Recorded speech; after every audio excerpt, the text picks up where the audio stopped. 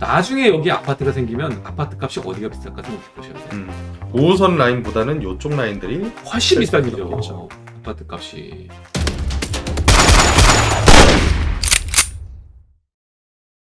오늘 우리 김남현 소장이 이 노트법 적용받을 수 있는 예. 고덕지구에 대해서 분석한 거를 함께 한번 살펴보자고요. 뭐 원체 많이들 관심 가지셔서 대충 위치는 다 아실 것 같아요. 여기가 이제 고덕 그라시움 자리죠. 여기 이걸 보셔야 돼요. 9호선 라인이 이렇게 올라온단 말이에요. 9호선 연장이 한 네. 28년 정도 개통 예정이라는 소리가 있어요. 현장 가보면 이쪽 라인으로 이제 다 공사를 하고 있는데 네. 한 번씩은 다 자빠졌었던 자리예요. 쉽게 표현하면 해제됐잖아요. 그렇죠. 옛날 단독 재건축 자리들이죠. 네. 단독 재건축. 여기도 이걸 보셔야 돼요. 과거 형태의 재개발 사업들하고 강남 쪽처럼 신규 택지 개발된 이런 지역들에서 하는 조합 사업들하고는 성향이 차이가 날 수밖에 없다. 그래서 신규 택지 조성된 서초, 강남, 송파, 강동 이런 지역들에서 과거에 무슨 사업을 썼었냐면 단독 재건축 사업으로 다 갔었죠. 대표적인 데가 방배동.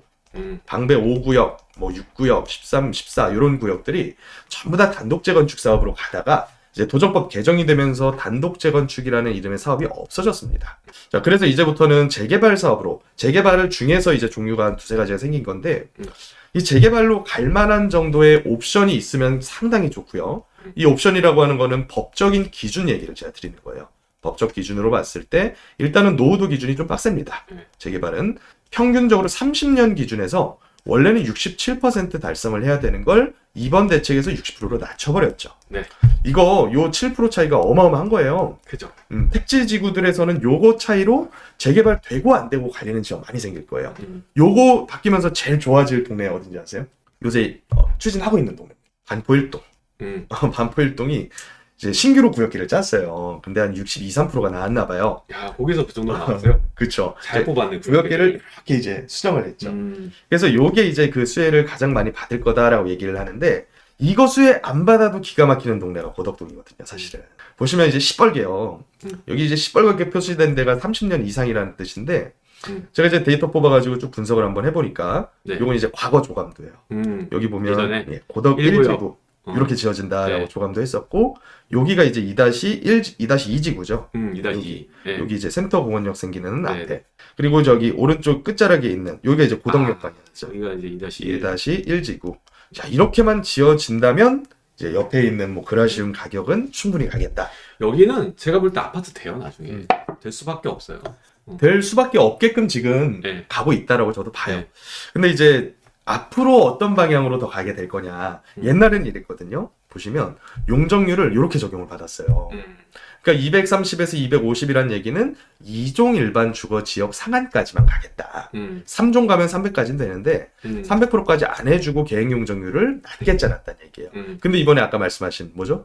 노특법. 여기서는 맥시멈 500% 얘기를 하는데 형평성 때문에 3종에서 500%는 가능하겠지만 네. 여기처럼 2종 같은 데들은 이렇게까지는 어려울 걸로 저는 봐요. 여기서 한 150 정도 하는 건 그렇죠. 괜찮지 않을까요? 한 300 정도까지는 가지 않을까요? 충분히. 거기다가 이제 신규 역사 생기면서 그리고 역세권 주변에 있는 그쵸. 것도 용적률 120% 주기로 그렇죠. 했잖아요. 네. 그러면 예를 들어 3종 갔을 때 상한 300에다가 120% 하게 되면 360. 360. 요 정도까지 가버리면 여기는 지금 현재 밀도 수준에서 3배 이상 가는 거예요. 금싸라기죠, 금싸라기. 그러니까 요렇게 될 가능성이 이번 노특법 개정안에서 단독주택들 얘네 어떻게 할 거냐 요 부분 얘기하면서 이미 나왔다. 그래서 여기가 옛날의 그런 사업성이 아니라 이제부터는 요거 기준에서 사업성을 대충 따져봤을 때 지금 얼마까지 투자를 할 수 있으냐. 이게 서울의 소중한 땅이에요. 노후도가 이렇게 유지될 수 있는 게 어렵거든요. 네. 근데 우리 대청마을은 1종이라서 어차피 지어봐야 사업성 안 나오니까 건축업자들이 안 들어갔잖아. 네. 그래서 이게 안 됐고, 우리 이거는 또 그건데, 여기는 왜 빨갛게 유지됐냐면, 여기는 짓는 세대수가 제한이 돼 있어. 그렇죠. 한 필지당 6세대였나요? 10세대. 네. 10개 넘어가면 안 돼요. 그래서, 그러면 크게 지어야겠네요. 그래서 뭐 크게 하거나 필지 자체도 그렇게 큰 데가 잘 없어.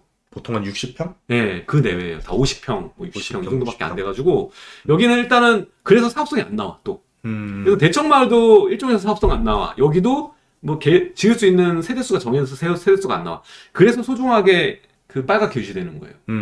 그리고 또 아니면 난리 요새는 났지. 그 뭐 선거철 이슈도 있겠지만 구청장 이슈가 있어요. 구청장. 요새 구청장들이 이 개발 사업으로 표심 얻는 쪽 방향으로 엄청나게 추진을 하고 있어서 대표적인 제가 저는 동작구라고 봐요. 동작구도 그렇고 또 금천구, 또 어디가 그랬냐면 은평구. 요런 데들이 뭘 했냐면요. 원래는 이 행위 제한이라고 하는 거 아시잖아요. 행위 제한 고시. 그렇죠. 네. 행위 제한 고시를 떨어뜨리려면 먼저 사전 굉장히 통보. 어려워요. 네. 이거 잘못 행위 제한 한번 걸어버리면 단독 조합원들한테 집단 행정소송 당해요. 소유권 제한했다고. 네. 그러니까 이게 상당히 어려운 문제인데 행정적인 행위 제한 떨어뜨리기 전에 편법을 할 수 있는 방법이 있죠. 신규 인허가를 안 내줘버려요. 이거 당하는 현장들 되게 많거든요. 그렇죠. 이런 지역들이 그런 게 되게 많거든요. 은평구도 좀 그렇고. 은평구도 맞아요. 역세권 개발 지역 네. 그랬었죠. 지금 심의를 안 열어줘. 맞아요. 심의를 안 열어줘요. 이게 땅 살 때 내 돈 100% 가지고 안 사잖아요. 거의 8, 90% 땅을 대출 껴가지고 사는데 이자 심의 1년 이상 안 열어주면 이거 그냥 포기하고 나가버리는 거예요. 1년 못 동안 뭐 3, 4억씩 나와 이자가. 야. 조그만 거지요, 또. 요새 이런 소규모 개발 사업들 PF 최초 금리가 15%래요. 최초 시작 금리가. 어마어마하네. 그러니까 요거 예를 들어서 한 1년 안 나왔다. 그러면 30억짜리 땅 사놓고서 20억 빌려가지고 얼마예요? 10%면 2억이니까 한 3, 4억이네 진짜로. 3, 4억씩 날려먹으면서 이제 해야 되니까 그래서 지금 새로 못 짓고 있는 데들이 거의 대부분이에요. 그래서 저희 저번에도 한번 살펴봤죠. 서울 다세대 신규 인허가 감소. 몇 프로 나왔었죠 그때? 거의 그 50% 감소해가지고 90% 감소였어요. 90% 감소. 22, 23년도가 어. 서울 신규 다세대 건축 인허가가 마이너스 90%였어요. 아, 신규 인허가가. 요런 이슈들 때문에 아예 땅조차도 안 사는 거죠. 그래서 제가 이제 요런 것도 준비를 했는데 단독이거든요. 이게 고덕동 전체에서 거래 빈 거 보이시죠? 없네요, 거기가. 22년 말부터 24년 지금까지 거래가 한 건이 없어요.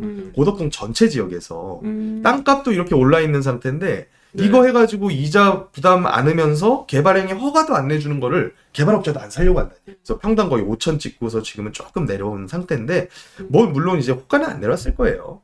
이거 정말 급하신 분들이야 4천대 던지겠지만 이거 지금 5천대 사가지고 신규 못 짓는다.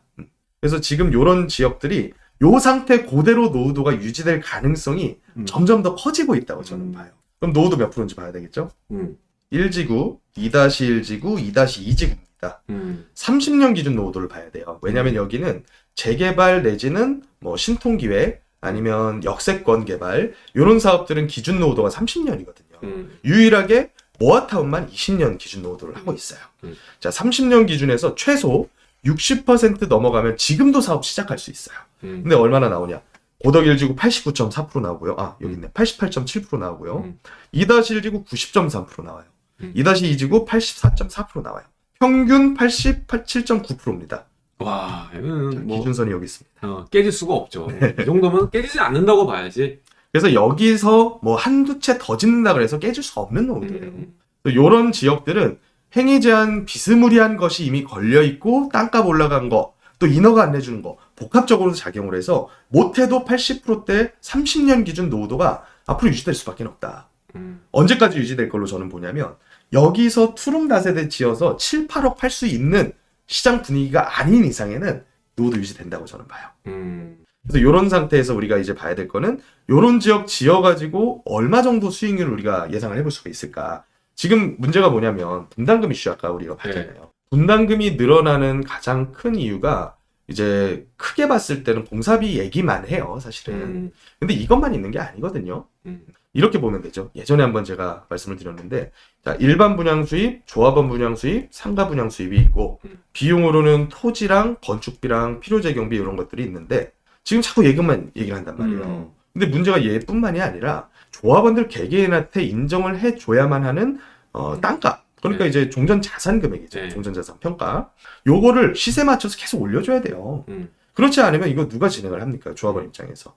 그러려면 일반 분양가를 무지하게 세게 받아야 되는데 요게 안 되는 지역들은 이제 사업이 많이 안 되는 거죠. 그래서 이런 것들을 감안했을 때 제가 보면 지금 어디를 찾아야 되냐면 조합원 평균적으로 가지고 있는 토지 면적이 넓은 데를 찾아야 된다. 일단은 이제 동의는 나중으로 제쳐주고 사업성만 딱 놓고 봤을 때. 근데 여기는 이제 전체 조합원 수 대비해서 토지 면적을 단독 조합원, 그러니까 통건물 소유자분들이죠. 통건물 소유자가 가지고 있는 비중이 이래요. 80%대예요. 이렇게. 평균 82%거든요. 음. 그렇다 보면 이분들이 한 분당 60평짜리 땅을 가지고 계십니다. 음. 이거 두 채 받는다 치잖아요. 뭐 30평씩 나눠서 두 채 받는 꼴이에요. 그래서 이런 지역들은 전체 지어지는 세대수 대비해서 조합원 수가 극히 적은 지역이고 노후도가 유지될 수밖에 없는 동네이기 때문에 사업성은 굉장히 훌륭할 거다. 저는 이렇게 보고 있고 또 이제 이런 식으로 한번 분석을 해봤어요. 2-1 지구를 개발하게 됐을 때 조합원 수가 많이 늘긴 했습니다. 다세대 조합원분들이 한 300명가량 늘기는 했지만 그래도 전체 조합원 수가 한 600명 초반대로 현재 유지가 되고 있고요.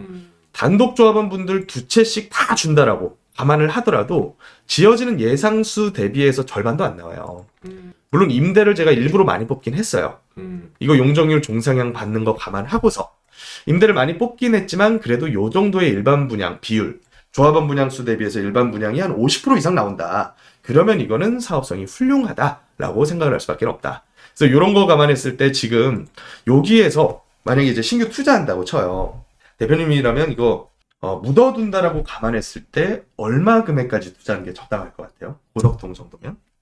이 정도 동네라면 한 그 급지가 있기 때문에 예. 요즘에 한 이 정도면 한 2억 정도? 이 정도면 2억 맞지 정도. 않나? 네. 저도 그 정도면 될 것 같아요. 이런 동네에서 한다고 하더라도 사업성 좋고 노후도 충분하고 앞으로 역세권 될 지역이라고 하더라도 현금 3억 묻어두는 건 좀 과하다고 봐요. 한 2억 초반대.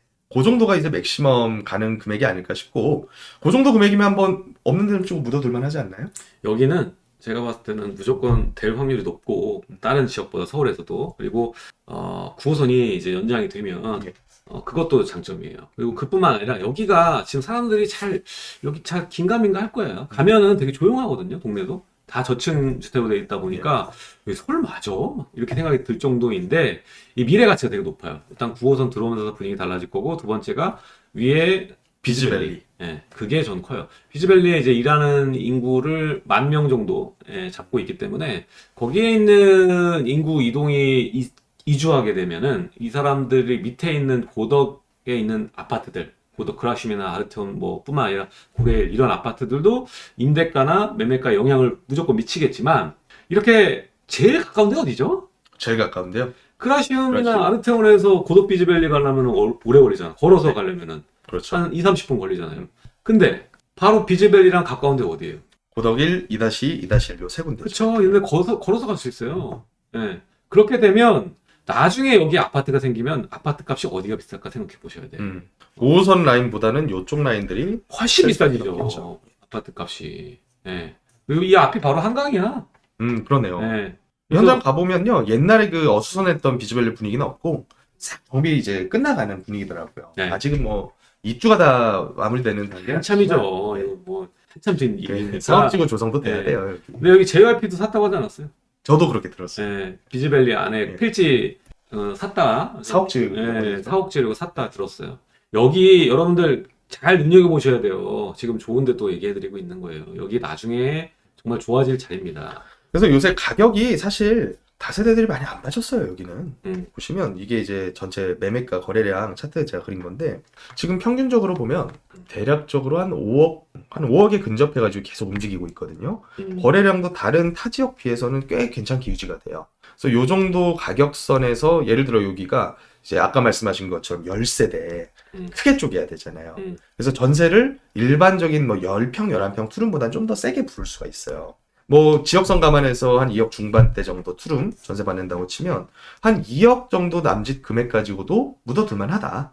그래서 이런 동네들이 얘만 좋다는 뜻이 아니라 앞으로 이렇게 될 동네들이 서울의 상급지 중에 굉장히 많아요. 땅값 진짜 싼 동네도 있고. 그래서 이런 동네들을 제가 이제 라이브 하면서 하나씩 힌트를 좀 드리려고 해요. 다음 라이브가 또 기대가 되네. 네. 이렇게 보면은 좀 일목요연하게 볼 수 있잖아요. 지금 거래되는 다세대나 단독주택지 가격이라던가 조합원 수들 이런 것들 다 노후도까지 체크를 해주니까 저희가 떠먹여 드리는 방송 아닙니까? 두 남자쇼. 드세요. 네. 드세요. 여기서 한층 더 나가서 뭔가를 이제 정보를 얻고 싶다. 어디 가야 되죠? 강의 오셔요. 오프라인 강의 오프라인 오셔야 돼요. 여기 나오는 것들은 기본적인 정보들이고요.